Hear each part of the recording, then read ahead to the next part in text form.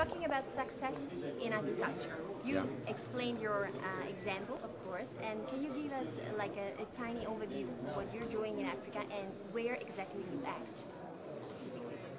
Okay.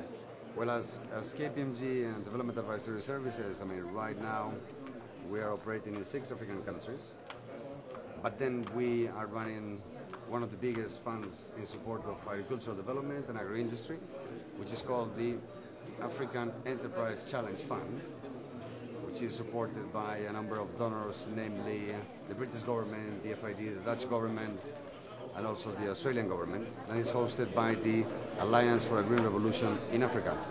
Now, the ACF so far has signed deals for about 60 million US with private sector, private agri-industrial companies, and also providers of rural financial services and information services to the farmers as well. Now, within all those operations, I think we have very promising examples of how agri-industrial companies can work with poor farmers and can multiply the impact of, in this case, donor international aid. Which is the biggest challenge you have to address when working here? Wow, that's a good question. I guess I can only mention one. Just one. Okay. Or a couple, I mean a group. You can also... Well, I think that, we could split the challenges in 2 groups. One, I would call it the general business climate, in the sense that a lot of people that work in agriculture, they focus on agriculture alone, where instead, let's say, if you don't have good infrastructure, if the financial system is not working, if you are subject to very high interest rates, if there is a lot of red tape, then you cannot do business.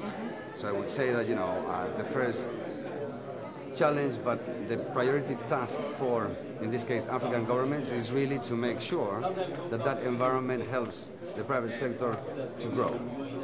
Then you have challenges which are specific to agriculture, which have to do whether you have the right varieties of seeds, whether you have the right inputs of seeds, fertilizers, other agrochemicals, what is the kind of markets that you target, how easy or difficult it is to access those markets.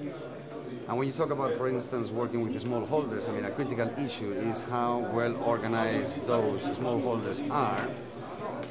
And in many, many cases, the kind of intervention that we support aims to actually help those smallholders to get better organized.